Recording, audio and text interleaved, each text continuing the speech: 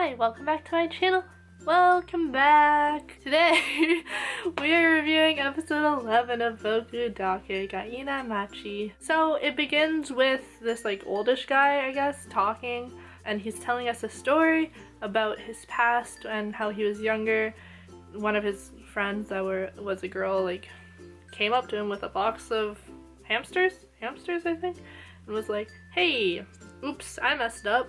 Here, have some hamsters. He's like, sure. And then on his way home, he decides to take a bottle and then drown them all. Okay. After dinner, he goes back up to his room and he realizes that one hadn't actually drowned and that it was treading water above all the lifeless corpses of the other ones. And then he's like, okay, I'm gonna keep you and I'm gonna name you Spice.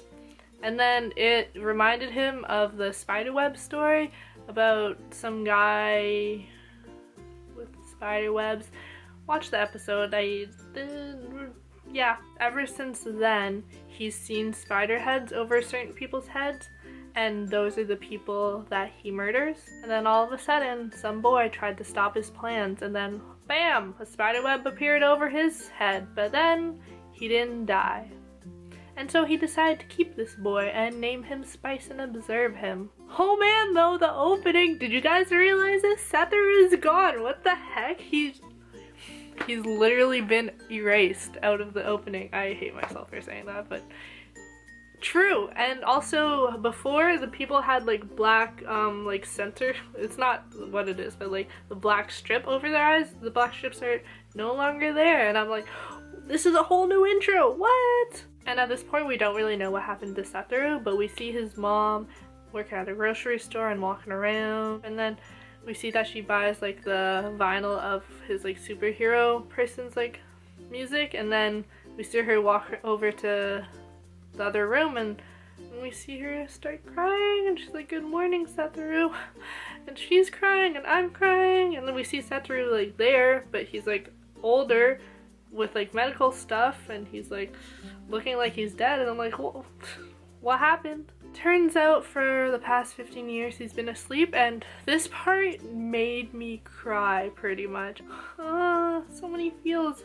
Turns out for the past 15 years, 4 hours of each day, Satoru's mom devoted to like making sure Satoru's body was okay. Like she was doing like exercises and stuff, and like 4 hours of every day for the past 15 years. And apparently for the past 3 years she's been using an EMS in case he does end up waking up, and she's literally spent the past 15 years caring for him, and my heart was just, I couldn't take it. He can't remember any of his memories though, and you hear it, but he's talking still as though he's a kid, and obviously he doesn't remember the whole revival issue, because he's reading words off of books, and he's like, I can read this word, but like I don't know how, because I guess it's like a higher level of reading than what he used to do. But anyways, Kenya and Hiromi end up coming to visit, and oh, Kenya looks pretty good, pretty cute, I must say. Hiromi looks a little bit weird, but turns out Kenya is now a lawyer, and I'm like, lawyer? Remember when they were playing detective and stuff?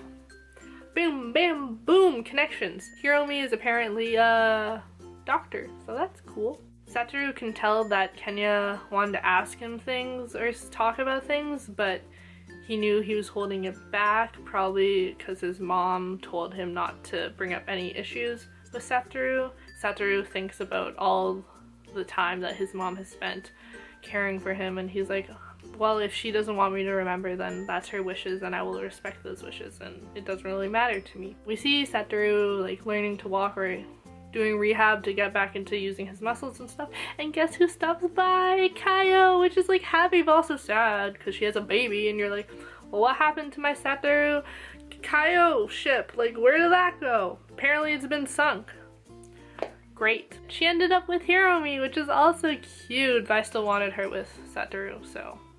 Anyways, they have a baby and it's really cute and stuff, and she talks about how they felt bad for moving on in a sense, because they felt as though it was their fault that he was in a coma, but he's like, no, it's fine, it's all my fault. But yeah, my Satoru Kayo ship has just completely sunk apparently. Satoru's back in his room, and it turns out there's like photographers and stuff outside the hospital trying to get pictures of him. He's the boy who woke up after 15 years of being asleep. So Satoru's talking to the doctor, and he's like, well, I want to double my treatment / therapy, so let's hook that up. And the doctor's like, well, I'll have to see about that. And then the doctor gets called away by a mysterious phone call in which he's talking to the director. And the doctor's like, no, I'm not gonna do that to him, like, he's my patient. And then he gets cut off, and we don't really know, so obviously there's something sketchy happening there.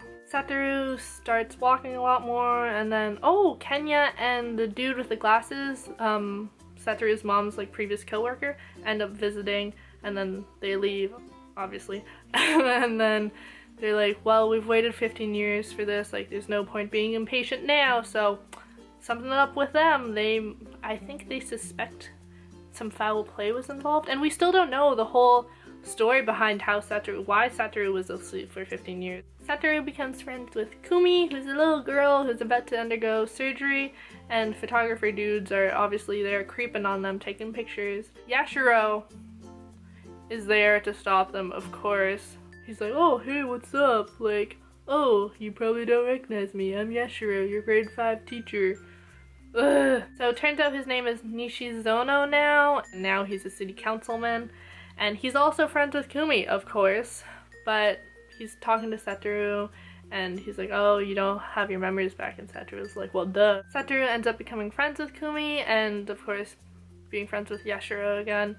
And then, I think it's like 2 days or so before Kumi goes to get surgery, we see Yashiro in her room with a cell phone, and then he like leaves the cell phone there, and he walks out, and then Satoru's like, hey, what's up? I'm gonna see Kumi, and Yashiro's like, no, she's asleep. Satoru's like, oh, I wanted to talk to you, and Yashiro's like, okay, let's go somewhere private. And he wheels him off to the really sketchy looking elevator, and now he's wearing gloves, so you know something's about to go on. And they're in the elevator, and he's doing the tapping, and they're up on the roof. I don't know if it was for the whole scene or only when he's back up on the roof, but you see Satoru, well, in this moment he talks with his adult voice, and he looks up at Yashiro, and he's like, I got my memories back. Oh my gosh, what is happening? I don't know. And of course that's where the episode ends, but before that we see a nice little spider web going up from Satoru's head, and I'm getting chills because I don't know what's happening. Overall, I have no idea what's happening, and this episode was kind of weird and not my cup of tea necessarily, but the ending I was like, oh snap. But also, if you got your memories back, why would you go on a roof by yourself with him? He could just push you off the roof, and he has his gloves on, so he, like, you're the one who touched the elevator keys, so he could just say it was a suicide. Bad decisions. But overall, this episode, it was, Kaio and Satoru, that ship sunk, so that was sad. We got to see Kenya though, and Kenya's cute. The beginning was definitely heartbreaking though, to see what Satoru's mom went through for the past 15 years, and my heart, like, I was definitely tearing up, practically crying, because it was just a lot of emotion. And to see, like, I was just imagining my own mom in that situation, and it just made me really emotional, and so sad. But overall, yeah, this episode, I really wonder what's gonna be the next episode. And I want to see the whole Kenya and Glasses Dude team up partnership happen, and I hope you liked my review. If you did, make sure to like, comment, and subscribe. Thank you guys so much for watching. You guys are all amazing human beings, and you're all wonderful and perfect, and thank you so much for watching. I make a bunch of videos a week, and bye!